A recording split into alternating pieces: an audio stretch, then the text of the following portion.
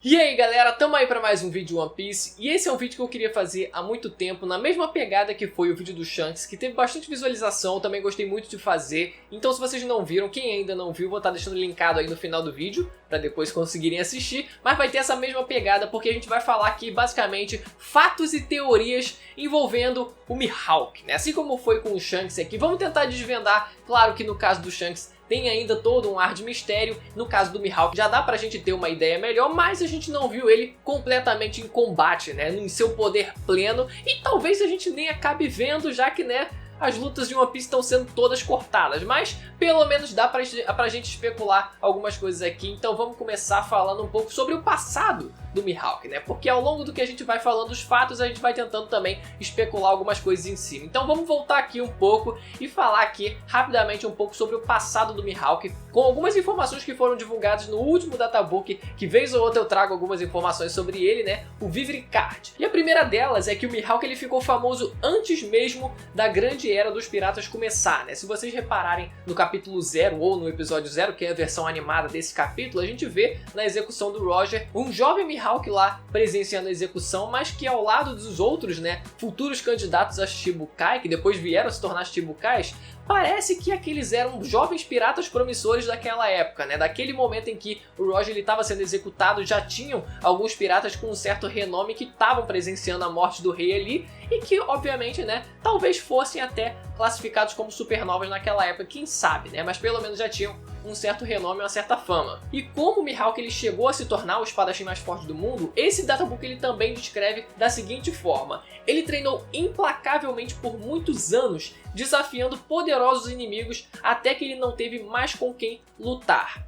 É claro que se a gente for tentar interpretar essa frase, ela até que fica um tanto em aberto, porque isso não impede, por exemplo, de ter tido outro espadachim mais forte do mundo antes do Mihawk, que o Mihawk ele tenha, ao longo da sua vida, né, derrotado outros espadachins e no fim tenha derrotado o dito espadachim mais forte da época. Mas dá pra gente dizer que o databook ele caminha meio que no sentido contrário, como se não tivesse nenhum espadachim mais forte do mundo naquela época, né? Ou que se tivesse, não era reconhecido dessa forma. Talvez tivessem alguns espadachins, né, de grande renome, alguns bem famosos, por exemplo, sei lá, tem 5 espadachins bem poderosos por aí, e o Mihawk ele foi atrás de cada um deles até que ele derrotou todos esses espadachins, mas que não necessariamente tinha um em específico. Talvez, acredito eu, se seguir pelo menos essa frase aqui, eu acredito que essa seja a interpretação mais plausível. Até que chegou num momento em que todo mundo começou a se perguntar, mas quem será que é o melhor espadachim do mundo? Ou quem será que é o espadachim mais forte do mundo? E o pessoal pensou, bom, deve ser aquele cara lá, né? Ele derrotou todo mundo ali, né? Derrotou uma porrada de gente aí, então provavelmente é ele mesmo. Então talvez tenha sido realmente dessa forma completamente orgânica que foi o nascimento do título que o Mihawk tem até hoje. E outra coisa é que ele se tornou um Shichibukai após a morte do Roger, para viajar livremente, apesar de não ter tripulação. E ele passa a maior parte do seu tempo navegando para se divertir. E claro, né, agora as coisas mudaram um pouco, né, já que ele perdeu o título de Shichibukai. Mas aí vamos desconsiderar isso pelo menos por enquanto, né, porque realmente se a gente for considerar a personalidade do Mihawk, ele é muito antissocial, então faria sentido para ele ter um momento de paz, para ele ter realmente uma calmaria e conseguir ficar tranquilo, de boa na vida dele, se ele conseguisse o título de Shichibukai, porque assim ele poderia viver numa tranquilidade e numa paz maior, né? Mas isso não quer dizer que ele não busque alguns entretenimentos, né? Assim como foi caçar peixe pequeno lá no East Blue, quando foi com Don Krieg, e também o fato dele ter gostado de ter perdido o título de Shichibukai, porque agora ele vê os navios da marinha atrás dele. Então, se não tiver ninguém ali relevante, o que eu acho difícil, provavelmente tem pelo menos algum marinheiro relevante ali, né, para conseguir tentar capturar o Mihawk, mas mesmo assim ele já considera isso como entretenimento, até porque, né, a calmaria a todo momento também é meio enjoativa, né? Uma hora ele também vai querer se entreter de uma forma um pouco mais empolgante, né? De uma forma um pouco mais intensa. Agora vamos falar sobre hack do armamento. Esse último databook também confirmou que ele possui esse hack, mas algumas informações recentes do mangá já podem ser aplicadas para a gente entender e confirmar isso dentro do próprio mangá, que é o seguinte, relacionado à espada dele, né? Porque a espada dele é uma das 12 espadas de grau supremo, uma das 12 melhores do mundo. E além disso, ela também é uma espada negra. Só que até onde a gente sabia, até poucos capítulos atrás, aquela era uma característica unicamente estética. A gente não sabia que aquela característica tinha uma funcionalidade, que é o quê? O fato de que se você usar Haki do Armamento ao longo dos anos, ao longo do tempo, pode ser possível transformar a sua espada numa espada negra, assim como é a espada do Mihawk, assim como é a espada do Ryuma. Esses são os únicos precedentes que a gente tem até hoje no mangá. E mesmo quando a gente teve a fala do Mihawk lá no pequeno flashbackzinho dele falando pro Zoro sobre usar Haki do Armamento na espada, né, depois que o Zoro ele derrota o Pika, aquela frase ainda assim não explicitava essa característica, não explicitava essa funcionalidade, porque se a gente recitar aqui, vamos descrever aqui a fala exata que o Mihawk ele cita naquela hora, ele diz o seguinte, que se o Zoro infundisse as espadas dele com Haki, no caso se referindo às primeiras espadas, né, que foram quebradas, aquelas espadas não teriam quebrado. Até aí tudo bem. E logo depois ele fala, né, que qualquer arma pode se tornar uma espada negra como a minha. E aí naquela época a gente interpretou da seguinte forma, que se você usar o Haki do Armamento na sua espada, por mais comum que ela seja, né, assim como o Mihawk fala que elas não teriam quebrado, por mais que elas fossem bem furrecas mesmo, né, aquelas do começo que o Zoro usava, né, fora o Adoishi Monge, o fato de você usar Haki do Armamento numa espada como essa, numa espada comum como essa, deixaria a espada meio que equiparada com a do Mihawk. Só que o entendimento nosso é de que a espada do Mihawk ela já tinha um grau muito elevado, ela já tinha uma dureza, ela já era mais difícil de ser quebrada, então aquilo, botar Haki do Armamento na espada comum seria meio que para equiparar as duas coisas. Só que só nesses últimos capítulos recentes que a gente foi descobrir que na verdade era no sentido literal a coisa, que realmente se você usar Haki do Armamento nas espadas, é bem capaz dela se tornar uma espada negra daquele jeito como é a do Mihawk mesmo, 100% do tempo. A única coisa que a gente não sabe é se o Mihawk ele já conseguiu aquela espada já com ela negra ou se ele conseguiu ao longo dos anos fazer com que ela se tornasse negra, né? Porque o Zoro, por exemplo, recebeu a espada do Ryuma, ela já negra, né? Então ele não tem o mérito de ter transformado aquela espada numa espada negra. Então pode ser que ele tenha transformado ao longo da vida, mas isso ainda não é uma certeza. Agora, Haki da Observação. Da mesma forma que a gente teve o Haki do Armamento no Databook Vivre Card, ele confirmou que o Mihawk também possui esse tipo de Haki. E a gente pode ver um exemplo disso no próprio mangá, que é quando ele vai tentar encontrar o Luffy no meio da multidão para tentar acertar um golpe nele, né? Claro que aquilo não fica explícito, mas se a gente fizer uma comparação daquela cena com a cena do Usopp, por exemplo, onde ele desperta o Haki da Observação e consegue ver a aura, tanto do Luffy quanto do LOL ali e da Sugar, que era o alvo dele, né? A representação visual dentro do mangá é praticamente a mesma, então dá pra gente considerar que ele usou Haki da Observação ali pra tentar encontrar a aura do Luffy, diferenciar a aura do Luffy no meio da multidão e assim conseguir acertar um golpe nele. E outro detalhe também dito nesse databook é que o Mihawk ele iria ter a alcunha de O Clarividente. Isso sugere, obviamente, um destaque absurdo no Haki da Observação dele, né? Por mais que seja algo inventado, por mais que seja algo que o Oda decidiu colocar ali, né? Ah, sim, o Clarividente, né? Vou meter aqui um louco e dizer que foi já inventado, foi pensado desde sempre. Ainda tenho minhas dúvidas, mas tudo bem. Pode ser que seja o caso dele já ter realmente pensado nessa alcunha pro Mihawk lá, como nos rascunhos, enfim, lá desde o começo da obra. Mas isso não significa necessariamente que essa característica, que essa alcunha se refira a Haki da Observação, até porque naquela época a gente não tinha esse conceito ainda definido, né, de Haki da Observação. A gente tinha o mantra, a gente não tinha Haki do Armamento, a gente tinha ali o Haki do Rei na prática, né, que eu acho que foi o principal, né, foi o primeiro a ser apresentado pra gente meio que de forma explícita e também como um Haki mesmo. Mas pode muito bem ser o caso dessa alcunha de O Clarividente se referir meio que aos olhos, as características dos olhos dele, né, os olhos de gavião que ele tem. Porque se você reparar em outros personagens de outros mangás, quando os personagens eles têm essa visão aguçada, eles também são comparados, né? Seja com um gavião, seja com um falcão, e a gente tem alguns exemplos disso, né? Primeiro, em Kuroko no Basket, o Takao, que ele tem uma técnica, né, que se chama olho de gavião, e que ele consegue ter uma visão bem apurada, e até serviu como inimigo natural do próprio Kuroko, né? Com a sua baixíssima presença em quadra, né? E outro personagem também é Arisa Hawkeye, lá de Fullmetal Alchemist, que também tem uma mira muito certeira, ela nunca erra o alvo, então aquilo também é evidenciado, né? Também reflete a visão aguçada dela e até o próprio nome, né? Hawkeye. Então, essas características são comuns dentro de alguns animes e isso poderia muito bem ser o caso do Mihawk, não necessariamente o Haki da Observação já sendo pensado desde o começo, mas claro que isso pode muito bem ser mesclado mais pra frente no mangá, caso seja canonizado ou não, independente disso, mas pode muito bem sim ser o caso do Mihawk ele também conseguir prever muito além, né, dos personagens comuns com o seu hack da observação, assim como o Katakuri faz, e agora o Luffy ele também consegue, né, conseguir prever alguns segundos na frente, quem sabe aí 5, 10 segundos à frente aí,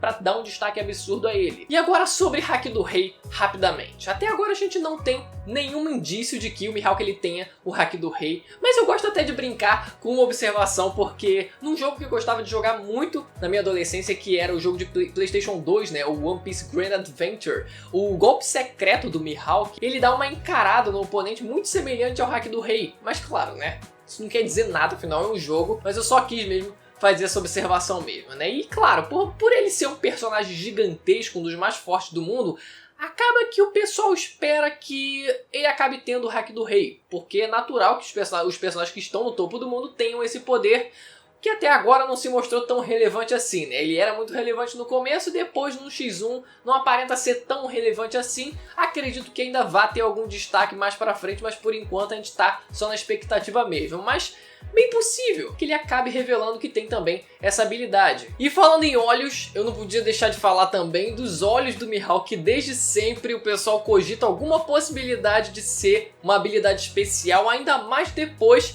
da introdução da ou do Im-sama, que apareceu no capítulo 900 e alguma coisa, que eu não lembro, 900 e pouco. O fato é que os olhos do Mihawk no mangá tem uma diferença. No anime eles são retratados como amarelos, mas no mangá eles são vermelhos. E até agora a gente não teve a colorização oficial dos olhos do ou da Ime. No mangá também, o que a gente teve foi os olhos dele ou dela no anime, que também foram retratados como vermelho, e aí o pessoal já ficou na confusão, mas peraí, os olhos do Mihawk são amarelos, mas na verdade são vermelhos, então quer dizer que é tudo a mesma coisa? Eu não sei. Não sei se no mangá eles também vão retratar os olhos do ou da Ime com a coloração vermelha, mas mesmo que isso aconteça, eu duvido muito que isso vá ter alguma relação com alguma coisa, porque é aquilo, os olhos do Mihawk eles são uma representação da visão aguçada dele, sem nem querer se referir ao próprio hack da observação que ele também tem. Então fica difícil, até agora a gente não tem nenhum histórico dentro do mangá de One Piece que reforce essa hipótese. A única coisa que o pessoal se inspira é em Naruto, já que Naruto tem uma porrada de poder ocular, né? Então acaba que o pessoal espera ver isso também em One Piece, pelo menos considera essa possibilidade. Mas em One Piece a gente não tem nada consolidado relacionado a isso. Outro ponto também que eu queria destacar é a velocidade dele. Muito se zoa o Mihawk porque ele durante a guerra, também nesse momento em que ele tenta acertar o Luffy, né? Quando ele não acerta o Luffy de costas, ele não consegue acertar o Luffy de jeito nenhum. O Luffy ele consegue desviar de todos os ataques dele, até quando ele lança aquele corte absurdo no iceberg, que teoricamente exigiria, né, um corte mais rápido, uma força bruta ali, uma aplicação de força no braço muito maior, ou seja, né, teria que ser um corte com maior velocidade. Mesmo esse corte, o Luffy ele conseguiu desviar, e a gente zoa muito o Mihawk por conta disso. Mas claro que isso é só piada, porque da mesma forma, por exemplo, que o Aokiji, ele tem o Ice Age dele que consegue atingir uma distância quilométrica de 3 ilhas, uma atrás da outra, a gente para pra pensar, porra, quando ele tenta usar o Ice Age pra tentar capturar o submarino, ele nem consegue chegar até o submarino que mal tava ali submerso na água. Então, acredito que seja o mesmo caso do Mihawk, ele simplesmente tenha sido nerfado, porque o protagonista não podia morrer naquele momento. Agora sobre Akuma no Mi. Ué, mas como assim? Akuma no Mi? O que você tá falando de Akuma no Mi? Calma, vamos lá. Uma fala curiosa é a do Don Krieg, porque lá no East Blue, quando ele fala do Mihawk, ele diz o seguinte, né, que não seria possível um humano comum cortar um galeão como o Mihawk cortou, e que aquilo obviamente era resultado de alguma Akuma no Mi.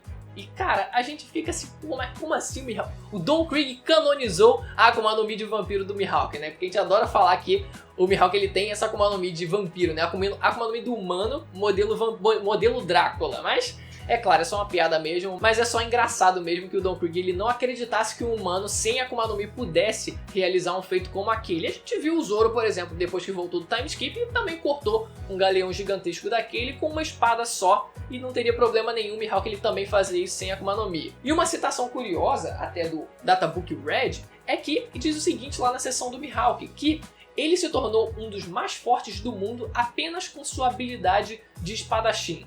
Claro que na época, nem o conceito de hack do armamento, nem hack da observação tinham sido introduzidos direito ainda para isso ser descrito no databook, mas claro que ele desconsidera aqui, obviamente, né, a possibilidade do Mihawk ele ter alguma Akuma no Mi, e talvez até desconsiderasse a existência, né, do próprio hack do armamento e da observação. Talvez ele de fato só considerasse nessa citação a habilidade pura como espadachim. Mas aí dá pra dizer que, né, nos duelos de espadachins, o hack do armamento, o hack da observação, eles também estão incluídos. E outra citação do Vivricard é que ele aguarda ansiosamente pelo dia em que um mestre espadachim surgirá para superar até mesmo o seu rival Shanks o Ruivo. Essa frase é polêmica porque tem duas possíveis interpretações aí. Uma menos provável, que seria o quê? O Mihawk ele reconhecia que o Ruivo seria superior a ele e esperaria alguém que, além de superar o próprio Mihawk, superaria também o Shanks, mas a interpretação mais provável é que seja o contrário mesmo, né? Que para você encarar o Mihawk, primeiro você precisaria conseguir vencer o Shanks num duelo de espadachim.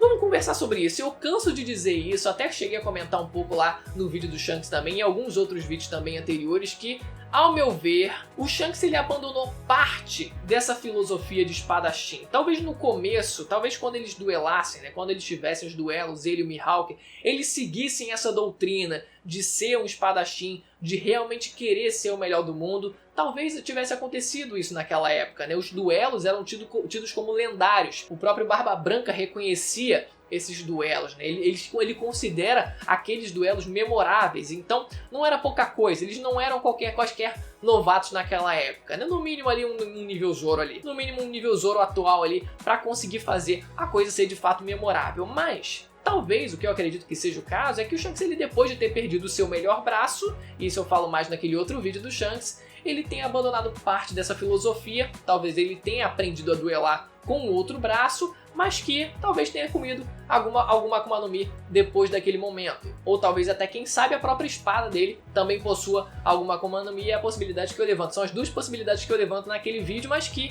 se você não tá ligado, confere depois que eu explique mais detalhes naquele outro vídeo. Se fosse para colocar numa escala de 0 a 100, eu diria que o Shanks ele estaria ali entre 95 e 100, enquanto o Mihawk ele poderia ali estar entre 80 e 95, né? Eu não sei se 80 seria muito baixo para ele, porque o desgraçado de fato tem um hype descomunal dentro do mangá. Ao meu ver, eu gostaria que ele tivesse ali entre 80 e 90, mas admito que pelo hype pode ser que ele esteja assim de fato entre 90 e 95 ali, mas que não esteja tão no nível do Shanks, pelo menos 1 ou 2 degraus abaixo dele. E agora um pouco do futuro do personagem, né? O que vai ser do Mihawk agora que o sistema Shichibukai foi abolido? Por exemplo, ele continuar um lobo solitário e depois que toda a resolução do conflito entre, né, os personagens, entre os piratas, o governo mundial, a marinha, os revolucionários, entre os imperadores, tudo se resolver, o Zoro ele ter a side quest dele e ir lá enfrentar o Mihawk. Essa seria a resolução que eu menos gostaria de ver, porque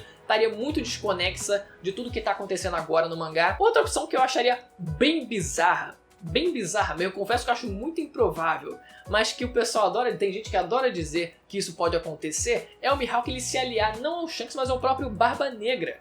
Porque funcionaria da seguinte forma: o Luffy ele derrotaria o Barba Negra, o Zoro enfrentaria o Mihawk, enquanto o Sanji, agora com o traje de invisibilidade dele, derrotaria o Shiryu. Por mais que usasse que use espada também fica invisível, né? Também tem agora a fruta da invisibilidade, então combinaria um pouco a luta dos dois. Eu não sei, eu acho isso muito improvável, mas não deixa de ser possível. E a outra que eu adoro dizer é que o Mihawk ele pode muito bem ser nerfado. Talvez ele seja nerfado pela Marinha, pela SSG, né? A nova arma que a Marinha está utilizando, está colocando em prática aí, provavelmente para ir atrás do Shichibukai. Então pode ser que o Mihawk ele seja nerfado permanentemente, eu falei disso alguns vídeos atrás, mas esse seria um nerf permanente. Não sei se braço, não sei se perna, alguma coisa do tipo. Talvez seja braço, que é o mais comum do Oda. O Mihawk ele adora usar a espada dele com os dois braços, então talvez seja um nerf maneiro para diminuir um pouco o nível dele, a ponto do Shiryu ele conseguir vencer o Mihawk. E assim depois o Zoro ele não precisar de fato derrotar o Mihawk, mas teria que derrotar o próprio Shiryu. Algumas possibilidades aí que eu penso, né, que eu levo em conta aí, mas tá muito incerto ainda. As coisas estão muito incertas aí do que pode acontecer. Mas enfim, galera, esse foi o vídeo. Espero que você tenha gostado. Deixa o like, se inscreve no canal e ativa o sininho para receber as notificações dos próximos vídeos. Vou estar deixando o link do vídeo do Shanks se você não viu aí na tela e mais algum outro aí que eu vou sugerir para vocês também. Vou ficando por aqui, até a próxima, tchau!